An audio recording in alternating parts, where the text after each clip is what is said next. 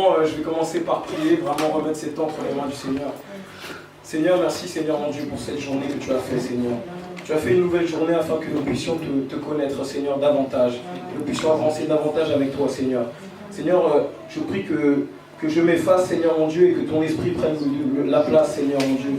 Que ton esprit prenne toute la place dans ce témoignage, Seigneur. Amen. Car ce n'est pas, Seigneur mon Dieu, par un discours persuasif, Seigneur, ni par, Seigneur mon Dieu, une vaine gloire, Seigneur mon Dieu, que je viens, mais c'est simplement par ton esprit, Seigneur mon Dieu, que c'est possible. Seigneur mon Dieu, merci de remplir ces temps et de mettre les bonnes paroles dans ma bouche, au nom de Jésus. Amen. Amen. Alors voilà, moi comme Tata a su le dire, j'ai 22 ans. Et voilà, je suis le fils de sa sœur, vraiment sœur spirituelle. Elles sont ensemble depuis très très longtemps. Donc je vais commencer vraiment par le début. Donc je suis né en France, je suis né à Paris. Donc on a grandi à Évry avec les parents. Et puis moi je suis né forcément dans une famille chrétienne. Donc mes parents vraiment sont dans le Seigneur depuis que je suis né. Et vraiment j'ai baigné dans la prière, j'ai baigné dans la présence de Dieu. À la maison il y avait beaucoup d'hommes de Dieu qui venaient et on passait du temps et tout dans la présence de Dieu. Et donc j'ai été vraiment bercé par ça. Et vraiment le Seigneur me rendait sensible, même tout bébé.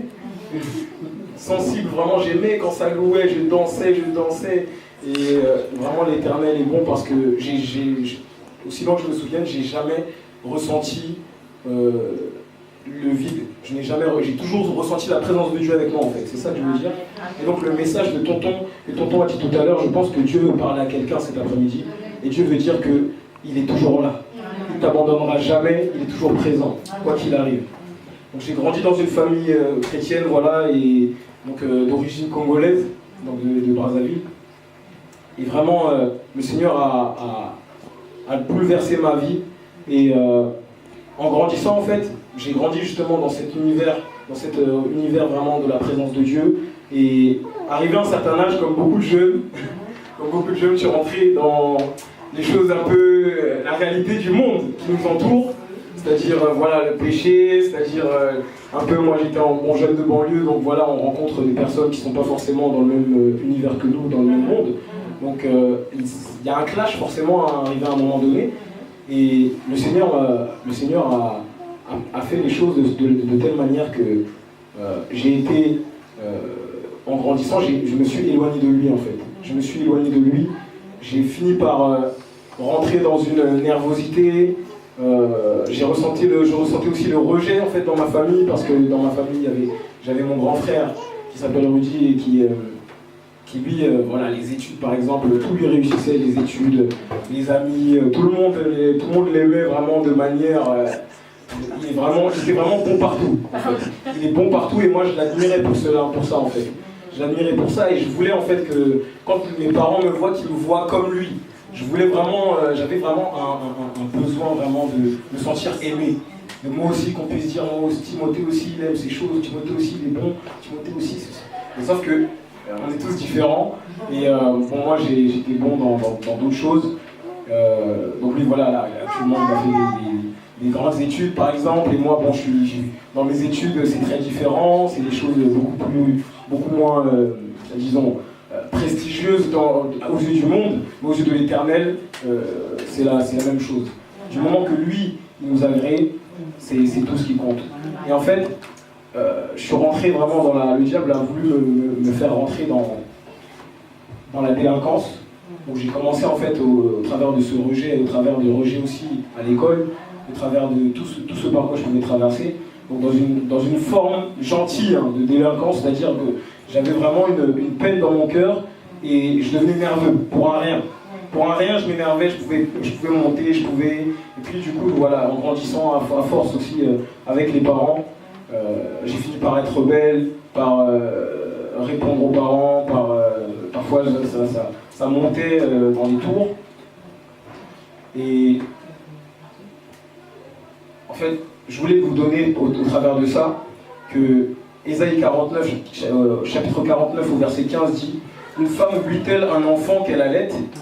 N'a-t-elle pas pitié du fruit de ses entrailles? quand bien même elle l'oublierait, moi l'Éternel, je ne t'oublierai pas. Amen. Et tout ce que tout à l'heure tonton a partagé, quand il a dit que même si les océans se déchaînent, le Seigneur est toujours là. Et je crois que Dieu veut parler à quelqu'un au travers de ça. Et par ce témoignage-là, vous verrez vraiment que Dieu est toujours là. Amen. Amen. Et j'ai grandi justement avec le Seigneur. Je sentais la présence de Dieu, mais quand même l'envie de voir ailleurs, de voir ce qui se passe. Quelquefois, on n'accepte pas, entre jeunes chrétiens, on n'accepte pas la différence, d'être différent des autres. On se dit oui, mais pourquoi, mais comment? Tout simplement, on ne comprend pas encore qui nous sommes réellement en Christ. Et je suis tombé en fait dans une dépression, on va dire, ce que j'appelle moi, c'est une dépression silencieuse. C'est-à-dire que personne ne le savait, mais moi, dans ma chambre, presque tous les soirs, je pleurais. Je me mettais à genoux dans ma chambre, je parlais au Seigneur, je pleurais, je me lamentais. Peut-être mon frère était au courant parce que parfois je lui disais, vous savez, à 11 ans, c'est triste quand même qu'à 11 ans, quelqu'un qui a une famille qu'il aime, etc., mais on vienne à se dire, pourquoi j'existe? J'ai pas envie d'exister, qui m'a créé, Seigneur, pourquoi tu m'as permis de vivre ces choses? Pourquoi tu me permets de souffrir autant et tout? Si tu es là, Seigneur mon Dieu, mais qu'est-ce qui se passe? Pourquoi je me sens mal? Pourquoi je suis rejeté? Pourquoi? Beaucoup de pourquoi. Et c'était une dépression en fait silencieuse, que j'appelle comme ça. Mais Dieu merci, vraiment je m'en remettais à l'Éternel. Et il y a ce passage-là qui dit que l'Éternel est près de ceux qui ont le cœur brisé, et il sauve ceux qui ont l'esprit dans l'abattement. Au psaume 34, verset 18. Et le Seigneur a toujours été près de moi, en fait, dans ces moments-là. Et arrivé au lycée, là, ça a été vraiment une grande claque. Parce qu'arrivé au lycée, je suis tombé dans ce qu'on appelle... plus rien n'allait. Tout allait mal. Ça veut dire que avec mes parents, ça n'allait pas. Merci. Avec mes parents, ça n'allait pas tant que ça. À l'école, ça n'allait pas, parce que voilà, il y avait eu des moqueries, il y a eu beaucoup de choses, je vous expliquerai un peu. Qu'est-ce qu'il n'allait pas d'autre? Mon frère avait eu des problèmes de santé, donc il était vraiment dans des gros problèmes de santé, à un tel point où on ne savait pas s'il allait rester, mais par la foi, on priait et on remettait son sort à l'Éternel.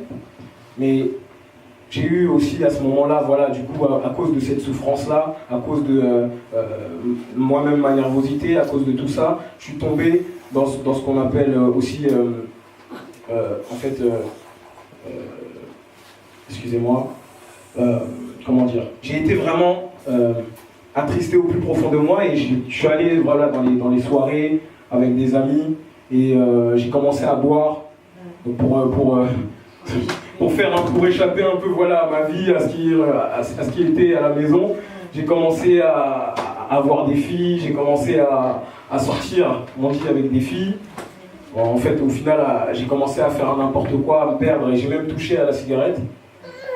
Et ça m'est déjà arrivé de toucher, non pas que j'étais accro à ça ni quoi, mais j'ai touché une fois juste pour, voilà, sur le moment, t'as une fête et boum, tu touches. Et même si moi-même, ça ne me ressemblait pas, mais je m'efforçais de le faire. C'est une désobéissance, c'est une colère contre Dieu en fait. C'est une colère contre Dieu et cette colère-là, elle me pourrissait en fait, au final de l'intérieur. Mais arrivé à un moment donné, en voyant qu'il n'y avait plus personne pour m'aider, en voyant qu'à l'école, à cause de... Je ne sais même plus, et enfin je pourrais même plus vous dire exactement d'où c'est parti, mais dans ma classe, en fait, dans mon lycée, moi qui étais si nerveux et tout ça, même les gens au final avaient peur que je m'énerve. Quand ils me parlaient, il ne fallait pas dire certains mots, certaines choses. Mais là, j'étais en lycée professionnel et j'étais avec des caïds. Donc des caïds, des personnes qui dures, voilà, des vrais durs comme on dit, comme on les stimulative aussi. Mais voilà, donc j'étais avec ces personnes-là et ces personnes-là se sont moquées de moi en fait. Vous voyez ceux qui sont, comment on peut dire, sont ridiculisés. Vraiment, je me suis fait ridiculiser en fait parce que c'était dans ma ville, je pensais avoir plein de potes dans le lycée parce que je connaissais beaucoup de gens dans le lycée. Donc je me suis dit, bon, si j'ai un souci, ils sont là pour moi, ils sont là pour m'aider. Mais en fait, personne n'était là. Personne n'était là. Ça veut dire que ces gens-là qui m'embêtaient étaient dans ma classe et même en dehors. Parfois, je sortais du cours avec des mots derrière mon dos. Je sortais du cours avec des mots derrière mon dos, je n'étais même pas au courant, personne ne me dit, mais tout le lycée le voit. Et il fallait que la dame de la loge sorte pour m'enlever le mot et me dire t'as un mot, on t'a collé un mot derrière le dos, etc. Et c'était des insultes, c'était des choses vraiment pas agréables. Je rentrais chez moi, j'avais la boule au ventre.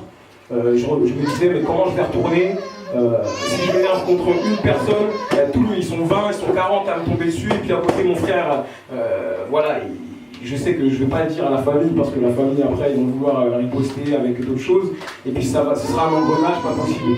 Alors dans ces moments-là, ce qui est merveilleux, c'est que Dieu permet que ce genre de situation-là arrive pour nous rapprocher de lui. Amen. Il permet des situations pour qu'au final, nous on se dise, Seigneur, là c'est toi. C'est toi, Seigneur. Et à ce moment-là, je me disais, mais regarde, l'homme est fragile, ma famille ne peut rien, mon frère même ne peut rien. Personne ne peut rien au lycée, j'ai pas d'amis en fait. Je me rends compte que personne n'est là pour moi. Seigneur, j'ai fait cette prière et il y a cette parole-là que j'ai lue dans Romains 18 que vous avez mis ici. La parole est près de toi, dans ta bouche et dans ton cœur. Or, c'est la parole de la foi que nous prêchons. Et en fait, la parole dit que c'est en confessant de la bouche et en croyant du cœur que vient le salut. Et toutes choses par la foi que nous désirons, nous le recevons du Seigneur par la foi et en confessant de nos bouches. Et je me suis mis à genoux en fait dans ma chambre et je me suis engagé avec le Seigneur. J'ai dit, Seigneur, tu es le seul qui peut m'aider actuellement. Et je veux vraiment te servir, je veux vraiment te chercher. Je veux te connaître, parce que je ne te connais pas encore. Tu es encore un peu le Dieu de mes parents.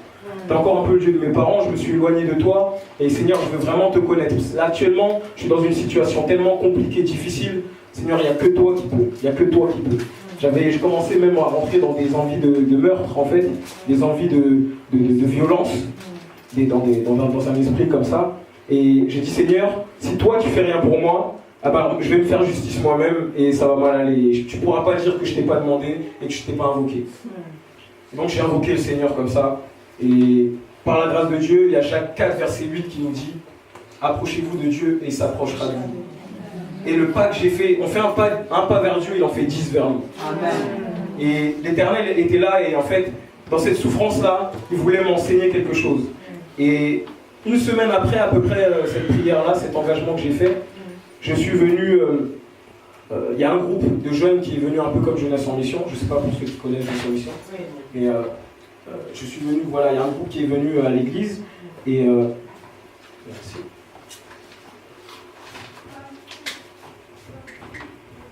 Et il y a un groupe donc, qui est venu, voilà, et ils ont parlé du Seigneur, ils ont partagé leur foi. Et moi, à la maison, je savais que j'étais en recherche, je regardais des témoignages, j'écoutais la parole, je priais, je passais du temps un peu dans la parole. Et à ce moment-là, je posais plein de questions. Et le soir, il y a eu une parole qui a été prêchée, et cette parole a transpercé mon cœur, en fait. Cette parole a transpercé mon cœur, en fait, c'était ma vie, cette parole. Cette parole que le pasteur du groupe, le groupe s'appelle 6e Force, et la parole que le pasteur avait prêchée, c'était vraiment clairement ma vie en fait. C'était vraiment, tu as été rejeté, tu t'es senti abaissé, tu t'es senti, oui mais l'Éternel est là pour toi, l'Éternel te soutient. Et à un moment donné, il a dit que tous ceux, il a fait un appel à la fin pour tous ceux qui voulaient recevoir le pardon de leurs péchés. Moi j'ai dit, oulala Seigneur, j'ai un bon paquet de péchés à faire partir là. J'ai un bon paquet de choses à chasser. Et donc ce jour-là, vous savez, quand on est jeune aussi, je devais avoir sur les 15 ans, 15-16 ans, 15 ans à peu près. Et à cet âge-là, et aussi même à l'église, parfois, on est jeune, alors on ne veut pas trop montrer qu'on recherche le Seigneur, on veut montrer que oui, non, nous on est dur, on résiste, quelqu'un nous appelle devant, bon, va, même si tu sais que tu es appelé, tu sens que tu es appelé, mais... bon, la prochaine fois, Seigneur, la prochaine fois. Et donc c'était ça, mon attitude, mais à ce moment-là, j'ai dit, bon Seigneur, je t'abandonne tout, là, je suis vraiment dans le besoin. Et Et le Seigneur aime ça. Le Seigneur aime qu'on s'humilie et qu'on se lève et qu'on fasse le pas, comme vous avez dit tout à l'heure. Se mettre à genoux, c'est un symbole devant l'Éternel. Et le Seigneur, il fait beaucoup de choses par symbole, par alliance. Et quand tu fais ce geste-là, le Seigneur te voit. Et donc il m'a vu et je me suis levé, je suis allé devant. Et là, j'ai pas compris ce qui m'arrivait. Le pasteur a prié pour moi, m'a posé les mains, je sentais plus mon corps, je me sentais ailleurs. Vraiment, la présence de Dieu est descendue. Beaucoup de choses se sont passées. Vraiment, la présence de Dieu dans tout mon corps, de la tête jusqu'à la pointe des pieds. Et là, l'homme de Dieu me dit de déclarer, déclare que tu appartiens à Christ. J'ai dit, j'appartiens à Christ, j'appartiens à Christ, je me suis mis à parler en langue comme ça. Donc le Seigneur m'a baptisé du Saint-Esprit ce jour-là. Et en fait, à partir de ce moment-là, plus aucune haine dans mon cœur. Plus aucune once de haine dans mon cœur. Pourtant, c'était allé très loin. Je disais là, Seigneur, non, si tu n'agis pas. Mais le Seigneur m'a entendu. Et en fait, pendant qu'il était en train de prier pour moi et que j'étais en train de... Avant même que je parle en langue, j'avais cette vision-là, que je fermais les yeux, que j'ouvre les yeux, cette vision était devant moi. Et le Seigneur était... J'étais dans ma chambre à genoux, comme quand je priais ce jour-là. Et je vois l'Éternel rentrer dans ma chambre par la fenêtre. Vous savez, dans ma chambre, il y a une fenêtre en face de moi, en face de mon lit. Et donc quand je me mettais en face de mon lit, j'ai vu vraiment le Seigneur, comme si le Seigneur rentrait dans ma chambre, avait entendu ma prière et il m'a dit, voici ma réponse. Et donc sa réponse, il m'a baptisé du Saint-Esprit. Il a enlevé vraiment... il a commencé à enlever ce rejet-là, parce que ce rejet-là, en fait, c'est avec le temps aussi que ça se soigne. Mais vraiment, il a enlevé toute la haine que j'avais dans mon cœur pour ces personnes, pour l'école, pour... voilà. Bon, je ne vous ai pas tout expliqué en détail parce qu'il n'y avait pas le temps, mais voilà, je m'étais aussi fait piquer ma copine par des potes, des amis. Donc vous connaissez quand on est petit, voilà, ces choses-là, elles sont au quotidien aujourd'hui parmi les jeunes. Donc les jeunes savent très bien de quoi je parle, même les moins jeunes. Et donc c'était tout ça, même l'amitié, tout ça, j'ai été vraiment loin. Et le Seigneur, en fait, ce soir-là, m'a touché, m'a impacté. Et ce que je voulais dire, c'est que le Seigneur a changé mon mal en bien. Amen. Il a transformé la malédiction en bénédiction. Amen. Et il a fait de moi une autre personne. Et il a dit, dans Ézéchiel 36, 26, « Je vous donnerai un cœur nouveau, et je mettrai en vous un esprit nouveau. J'ôterai de votre corps de pierre, j'ôterai de votre corps le cœur de pierre, et je vous donnerai un cœur de chair. » Et c'est exactement ce que l'Éternel a fait. Est-ce qu'on peut acclamer le Seigneur? Amen.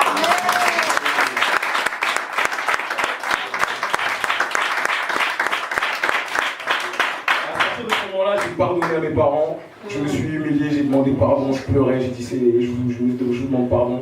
Ça a été difficile, ça a pris un certain temps, mais avec le Seigneur, j'ai réussi à faire quitter là un peu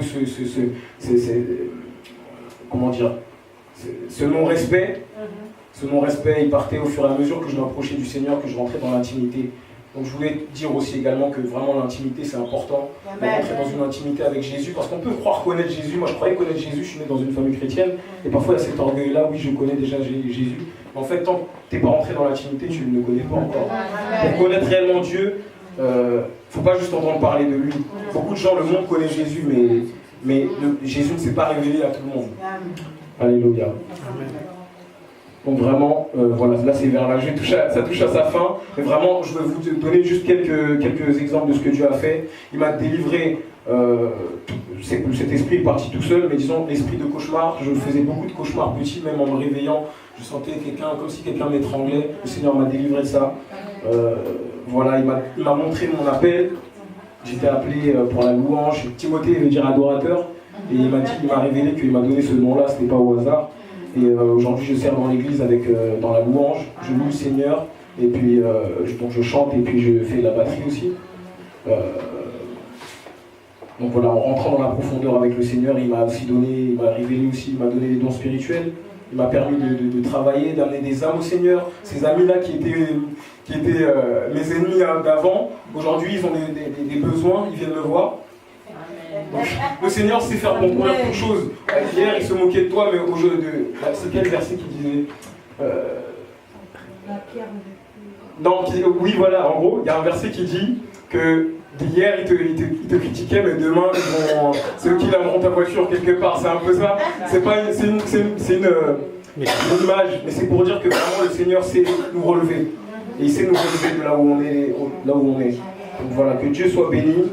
Voilà, j'ai pardonné, réconcilié. J'ai trouvé ma valeur en Christ. Amen.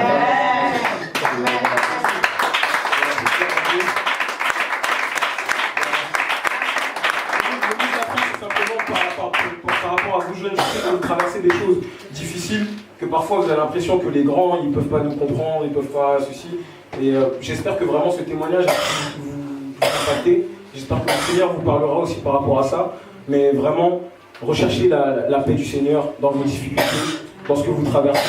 Parce que lui, il est toujours là. Même quand les autres ne vous comprennent pas, Dieu comprend toujours. Et il est là pour vous relever. Donc vraiment, soyez bénis.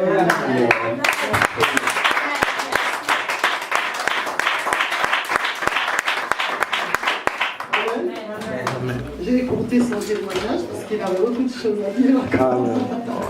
Mais je suis contente qu'il puisse partager son expérience. Et actuellement, il fait des maraudes le soir avec une association pour nourrir les sans-abri. Les sans-abri.